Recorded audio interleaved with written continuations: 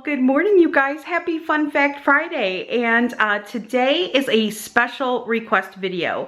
One of my new members of my inner circle asked me if I would do a quick once-over review on my Excalibur.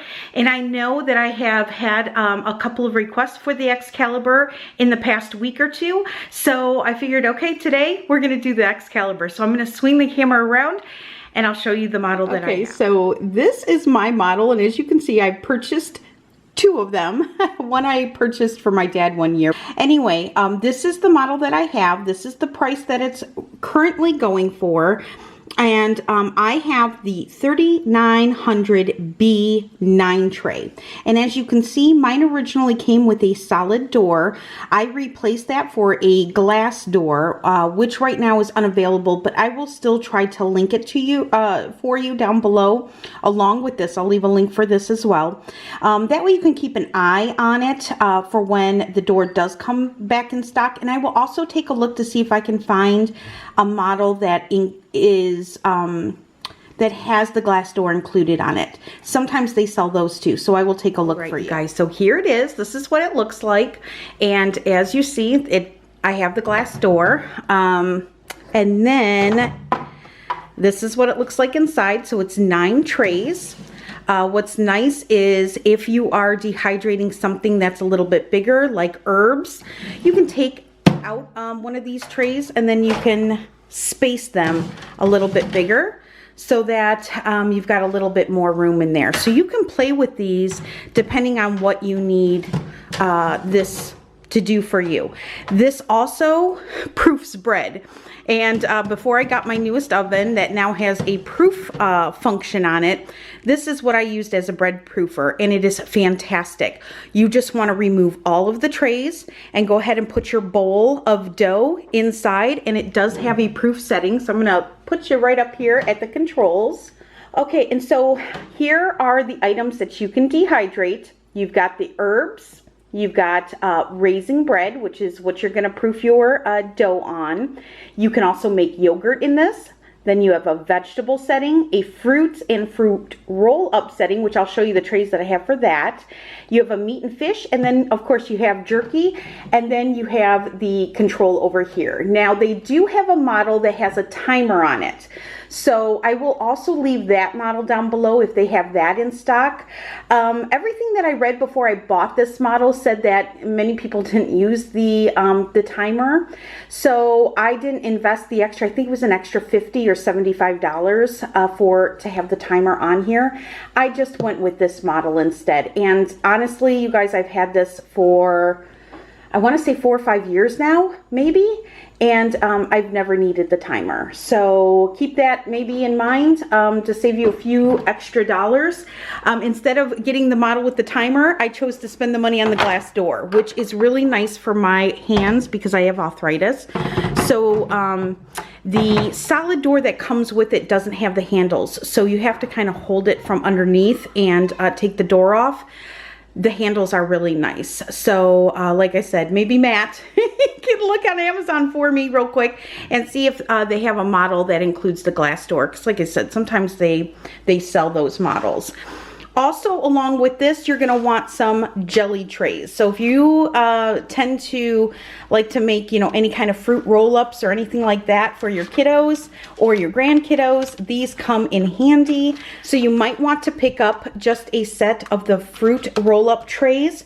And then I like to use these. Now mine are really old and so they're kind of stained, but they work just as well. They wash up beautifully. They are reusable. I just wash mine under hot soapy water with some Dawn dish soap. These are the Nonstick Silky pads. This is an additional purchase as well. So I will leave the ones that I use down below as well for you. This makes cleanup really easy. Now sometimes, I'll take this off here, sometimes you don't mind putting things right on this rack. But sometimes if you're dehydrating, especially if you're doing herbs, sometimes the herbs can get stuck in these little holes or they can fall through. And so putting a little silk pad right on top like that holds everything in, and yet it's thin enough to allow that air to kind of cycle through. What I love about the Excalibur, and the reason why I went with an Excalibur, is because the heating element is in the back.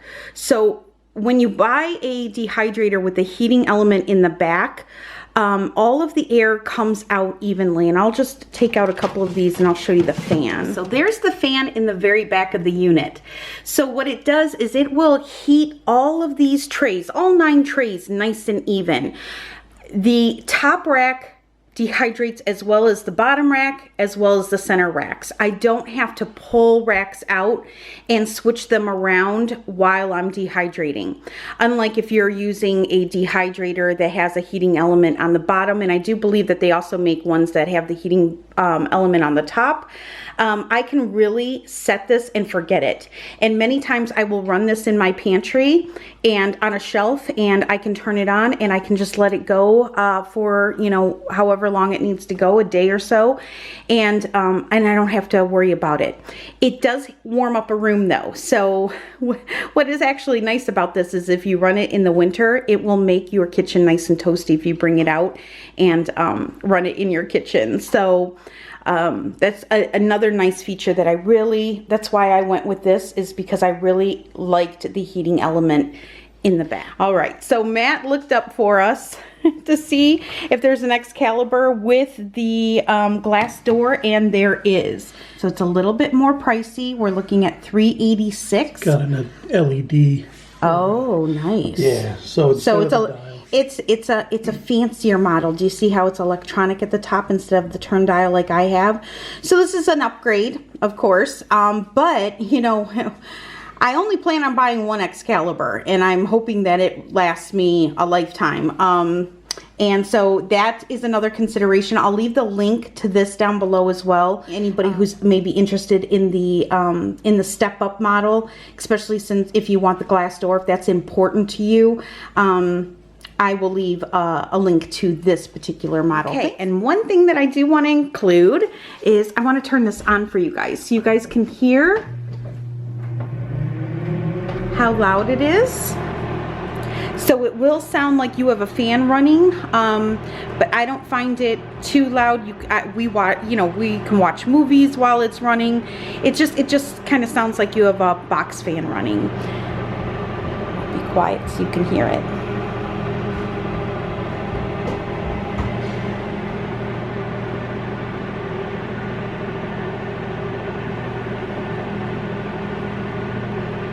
Okay, I hope that helps. And another thing that I just want to make a quick mention to, and I'll leave a link to this down below. This is Tammy Gangloff, and she has a YouTube channel. I will link that up above, hopefully in an iCard if her channel is still here, as well as down below for you guys. But this honestly is the only dehydrator book I have. This is the only one that I need. It is amazing. It has every single thing you ever want to dehydrate. It is in this book. I fell in love with her channel when I first started learning about dehydrating. And so since she was another YouTuber, I really wanted to support her. And I tell you, this is my go-to, and I'm not the only one. I know several other YouTubers that dehydrate, and this is their go-to book as well. So in my opinion, there's only one dehydrator book that you need, and it's Tammy's. So I'm gonna leave a link to this book as well. All right, you guys, I hope this video was helpful to you. And if you have any questions, just leave them down below. I will try my very best to answer them for you.